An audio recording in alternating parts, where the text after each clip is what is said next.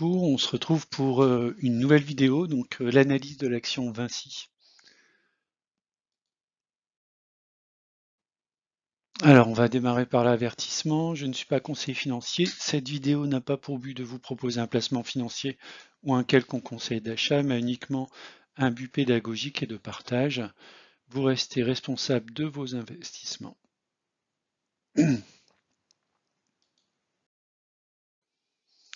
Alors on va démarrer par la fiche signalétique. Donc alors Vinci, c'est un groupe quand même assez connu. C'est le leader mondial des concessions, de l'énergie et de la construction, et le groupe est présent dans plus de 120 pays. Alors, pour la petite histoire, donc c'est un groupe qui est plus que centenaire puisqu'il a été créé en 1899 par deux ingénieurs polytechniciens, Alexandre Giros et Louis Loucheur, donc qui ont fondé donc Société Générale d'Entreprise, s'appelait SGE, qui deviendra donc qui prendra le nom de Vinci en 2000 à la suite de sa fusion avec le groupe GTM.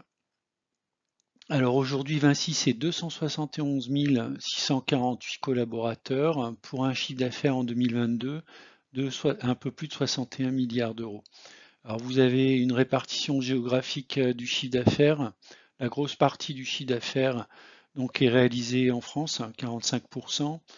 Ensuite, plus globalement en Europe, avec 29% si on exclut la France de l'Europe. 8% en Amérique du Nord, 5% en Amérique du Sud, 6% en Asie, 4% en Europe centrale et 3% en Afrique. Donc c'est quand même un groupe de taille mondiale, mais dont on va dire le cœur de l'activité se situe quand même en Europe. Alors quels sont les métiers du groupe Vinci? Donc on va retrouver donc différentes divisions, la partie autoroute, donc concession autoroute, concession d'aéroport, autre concession, on va le voir. Le deuxième bloc, c'est la partie Vinci Énergie, avec notamment Cobra IS qui est plutôt sur la partie renouvelable, et Vinci Construction. Donc, si on va avoir une idée en fait de la répartition des 61 milliards d'euros, donc le gros morceau, c'est la partie construction BTP. Donc là, on est vraiment dans la réalisation de gros immeubles, d'ouvrages d'art. Donc on est vraiment dans le gros œuvre au niveau du BTP. 29 milliards, hein, donc c'est à peu près 50%.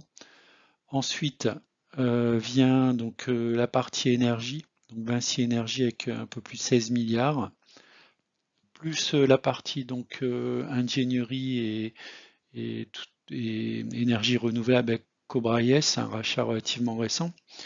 Ensuite, les concessions, 9 milliards, donc autoroutes, aéroports, donc des highways aux États-Unis et autres concessions. Alors, si on regarde un peu plus dans le détail, en fait, donc la partie autoroute, vous avez donc à droite une cartographie du réseau autoroutier, donc principalement le sud de la France et le Grand Ouest, on va dire, à part la Bretagne. Donc vous avez les chiffres récemment parus donc, pour l'année 2022. Donc une hausse du revenu de 8% par rapport à 2021, 7% par rapport à 2019. Donc c'est voilà, quand même une activité non négligeable du groupe Vinci. Et une activité, on peut s'en douter lorsqu'on prend l'autoroute au quotidien ou pour aller en vacances, une activité très rentable. Ensuite, la partie aéroport, donc gestion d'aéroport qui a énormément souffert sur les 2 dernières années. Donc on peut voir qu'il y a une croissance par rapport à l'année 2021, mais on est toujours en retard en fait par rapport à l'année 2022. Donc plusieurs aéroports, donc soit en France, au Portugal, donc au Royaume-Uni, en République dominicaine, au Chili, au Japon, au Brésil et en Serbie. Avec une récente acquisition, 30% en fait, des aéroports au niveau du Mexique. Les autres concessions, c'est par exemple Donc, une partie railway, donc réseau ferroviaire, notamment Tours-Bordeaux en haute vitesse, et puis la gestion du Stade de France, entre autres. Vinci Énergie, donc là c'est une grosse partie, 16 milliards de chiffre d'affaires. Donc avec une partie France donc, qui correspond à 44% et 56% à l'international, donc tous les deux en croissance de plus de 10%.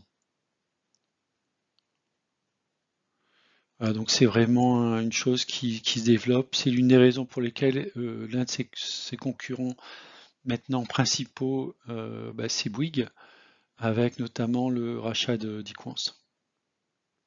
Donc on a quand même une belle marge de 6,8%, ce qui est pas mal en fait.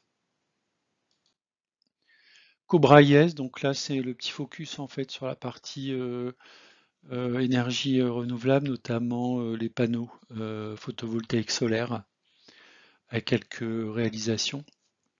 Donc on a également une marge qui est tout à fait correcte. Donc les bits sur le revenu de 7,4%, pardon. Donc là, Cobra IS, c'est une société principalement basée en Espagne, mais qui opère, comme de nombreuses sociétés espagnoles, en Amérique latine, pour des raisons évidentes, notamment de langage. Enfin, Vinci Construction, c'est la grosse partie en fait qui génère à peu près 50% du revenu de Vinci avec un peu plus de 29 milliards de chiffre d'affaires en croissance de 11%.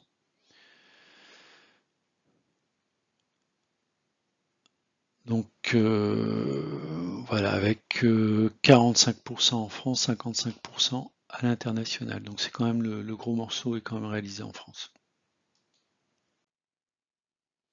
Alors si on regarde en fait les chiffres clés, alors ce qui est intéressant de regarder en fait par rapport à la contribution au revenu, donc c'est tout ce qui va être EBITDA, donc 8 milliards sur 62 milliards.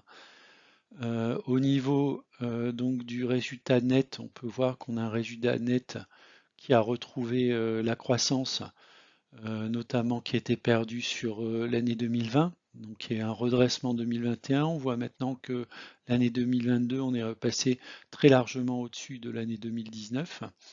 Donc ce qui va se traduire notamment par le versement d'un dividende en forte croissance de 38% de plus que l'année précédente, soit un dividende prévu donc pour l'exercice 2022 de 4 euros. On voit que le payout ratio est de 13%. Un free cash flow également qui est assez important, de quasiment 6 milliards. Donc c'est une entreprise qui est tout à fait bien gérée, qui est saine, donc qui est capable à la fois de délivrer du dividende et de continuer à investir dans son développement. Vous avez à droite donc les taux de croissance annuels composés. Donc si on regarde sur 3 ans, 5 ans, on a un taux de croissance de l'ordre de 8%. Donc on a un taux de croissance pour ce secteur d'activité qui est tout à fait correct. Un earning per share donc, qui est du même ordre, de l'ordre de 8% de croissance. Donc Vinci, c'est quand même sur le long terme un titre intéressant puisque on a une croissance du dividende sur les 3 dernières années de 25%, mais par contre sur un horizon un peu plus long qui est quand même de l'ordre de 8-10%. Donc ça c'est quelque chose d'intéressant avec une capacité à générer un free operating cash flow en constante augmentation, ce qui veut dire derrière en fait une capacité à augmenter le dividende au moins dans les prochaines années. Si on regarde maintenant côté graphique, donc l'analyse de long terme, la droite de régression, donc on peut voir que sur les 20 dernières années, donc depuis 2002 jusqu'à 2023, donc le cours a une croissance assez régulière. On n'a jamais été au-dessus ou en dessous d'un écart type. Donc ça, c'est quelque chose qui m'intéresse avec un coefficient de corrélation de 0,92. Donc ça veut dire que l'évolution du cours de l'action est assez proche en fait de sa droite de régression. La valeur théorique serait de 96,83 euros. On est aujourd'hui, au moment où je tourne la vidéo, à 107 euros. On est quand même au-dessus de 10%. Voilà, donc je ne serais pas étonné si dans les semaines à venir, on revienne autour des 90-100 euros. Si on regarde de manière un peu plus court terme, donc l'action Vinci on va dire, a connu une forte croissance comme on va dire tout l'indice parisien depuis la fin de l'année 2022. Donc alors j'ai profité pour mettre donc un graphique de Fibonacci. On va pouvoir voir les zones de retracement qui sont assez bien présentes. Hein. Si on part du cours de 80 euros qui était à peu près au mois de septembre, donc on a vu, on est allé à un premier palier à 87 euros. Il y a eu un petit pullback. Puis ensuite, on est parti sur le palier donc suivant, qui était autour des 91-92 euros. Ensuite, on est monté en fait sur les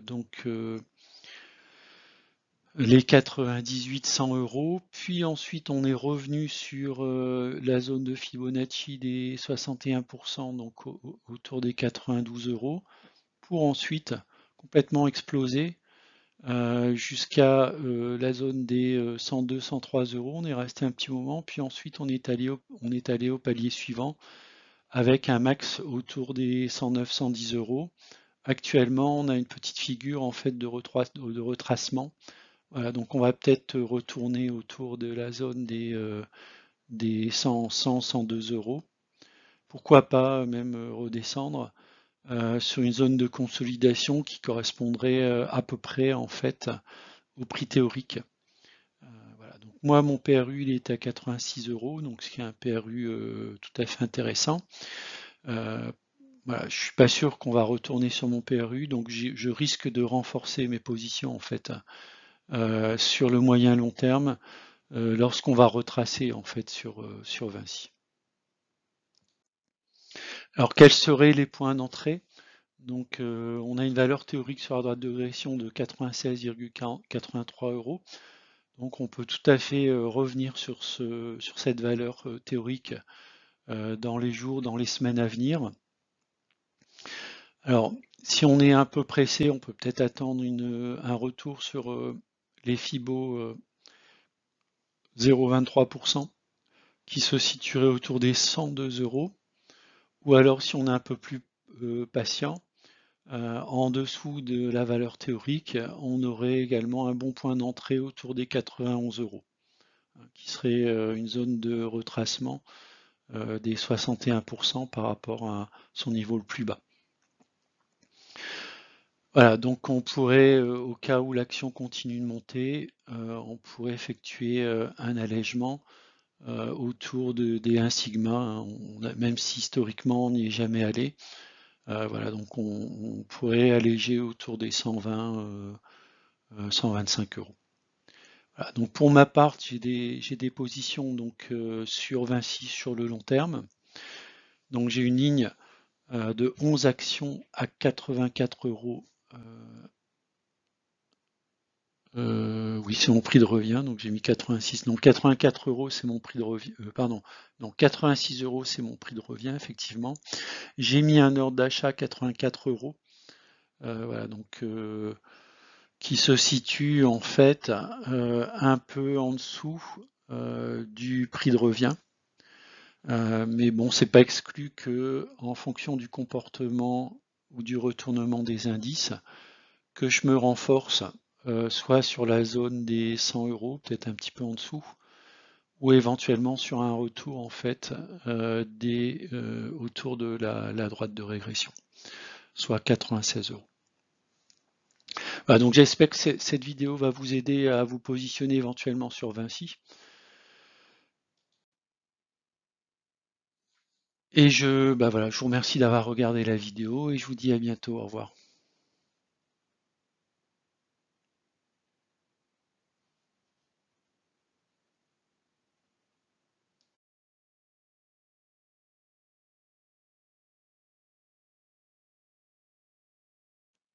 Voilà, c'est la fin de la vidéo. Je vous remercie de l'avoir regardé. N'hésitez pas, si vous êtes donc détenteur d'actions Wavestone, à indiquer si vous le souhaitez combien vous en avez, éventuellement votre prix de revient, votre cible, comment vous voyez un petit peu cette action.